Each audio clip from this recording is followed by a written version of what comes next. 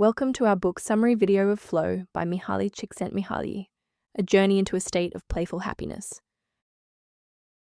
Have you ever been so deeply focused that the world around you disappeared?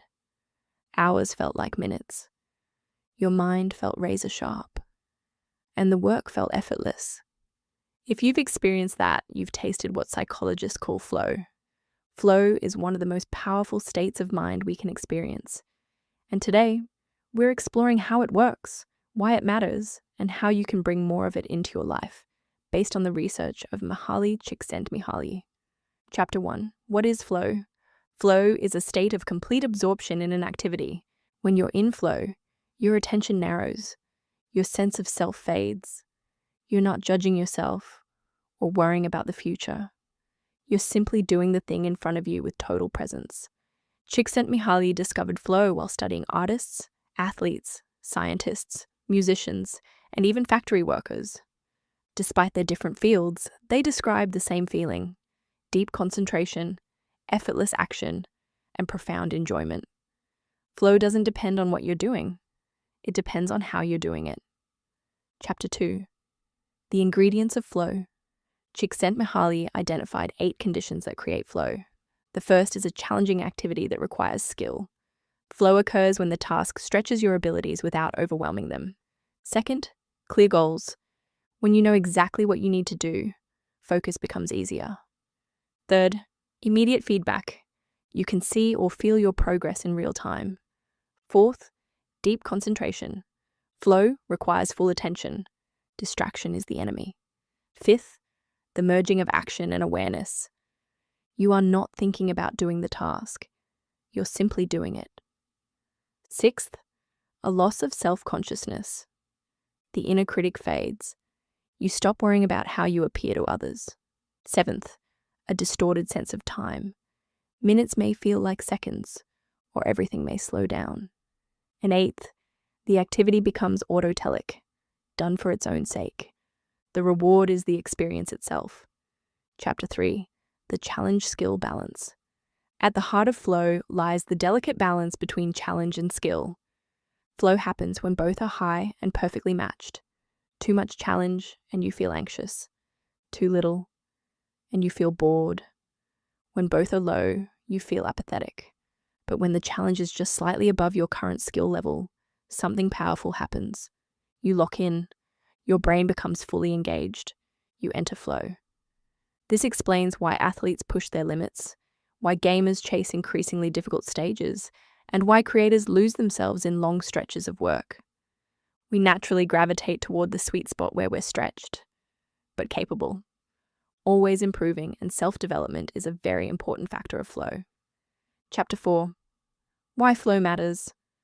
Why is flow so important? Because flow is one of the most reliable sources of happiness. Flow creates growth. Every time you stretch your skills, you become more capable. Flow gives meaning. When you're fully engaged, life feels purposeful. Flow sparks creativity. Your mind moves fluidly, making new connections with ease. Flow improves performance. Some of your best ideas and best work emerge from flow states, and flow reduces stress. When you're absorbed in a meaningful challenge, everyday worries fade into the background. People who regularly experience flow tend to live with more satisfaction, more resilience, and a deeper sense of purpose. Chapter 5. How to experience more flow. Flow isn't random, it can be intentionally cultivated. Start by setting clear goals. Break big tasks into small, actionable steps. Next, match challenge to skill.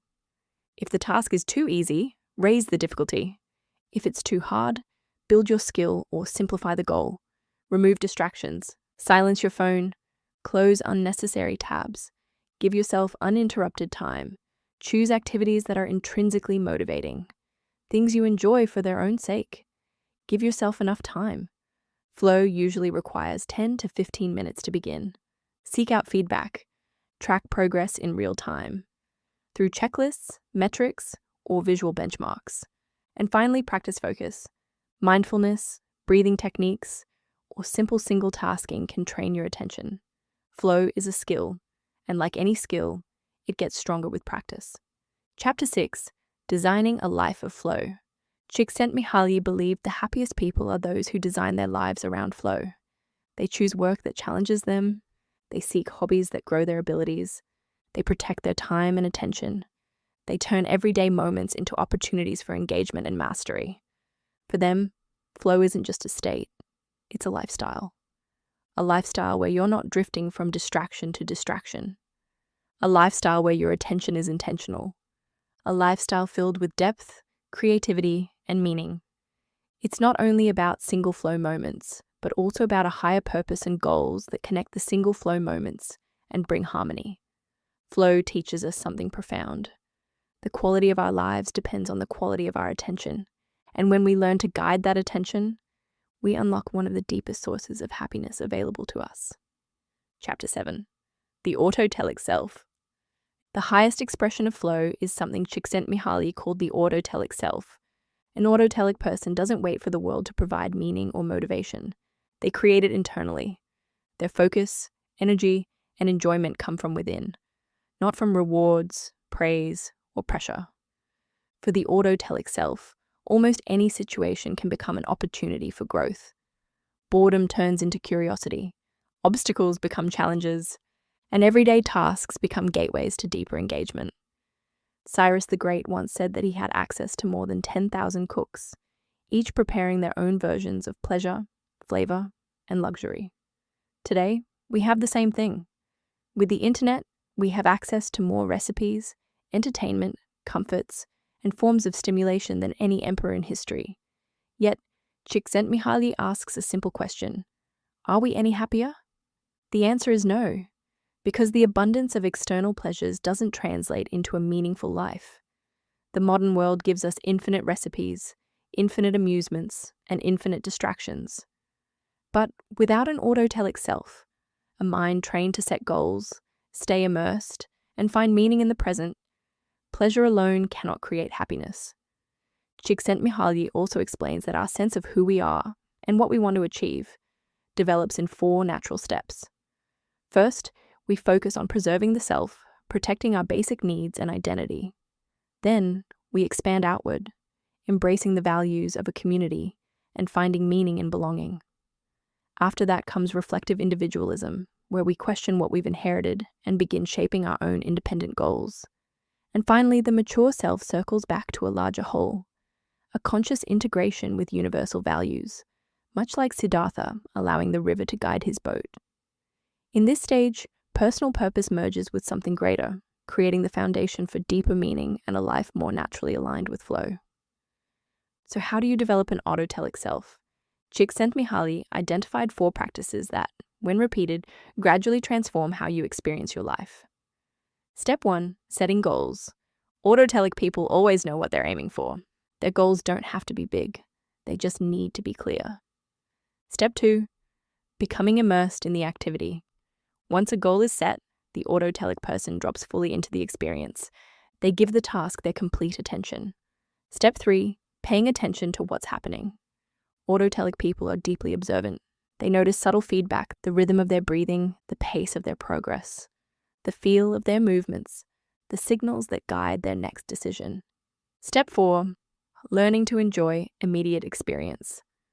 This is the heart of the autotelic self. Instead of working only for a future reward, the autotelic person learns to enjoy the process itself. They find satisfaction in the effort, the difficulty, and the growth happening right now. Work becomes play. Together, these 4 steps turn ordinary moments into opportunities for flow. Over time, they reshape your mind, making it more resilient, more curious, and more self-directed. The autotelic self doesn't chase happiness. It creates happiness, moment by moment, by choosing to engage deeply with whatever life presents. And when you begin to approach your days with this mindset, with clear goals, deep immersion, conscious attention, and an appreciation for the immediate experience, you start to live not just in flow, but from flow. Chapter 8, the doorway to flow. If you want to invite more flow into your life, start small. Notice the moments in your day when time disappears and you feel fully present. Those are your entry points. Then, shape your environment. Set clear goals, remove distractions, match challenge to skill, and allow yourself time to sink into the task. Over time, your relationship with work, creativity, and focus will shift. Flow will become more accessible. Your skills will grow. Your satisfaction will deepen. Flow isn't just about feeling good in the moment. It's about building a life where meaning and mastery are woven into everyday experience. And that is the essence of Mihaly Csikszentmihalyi's message. Happiness is something we create by directing our attention toward the things that challenge us, engage us, and bring us alive.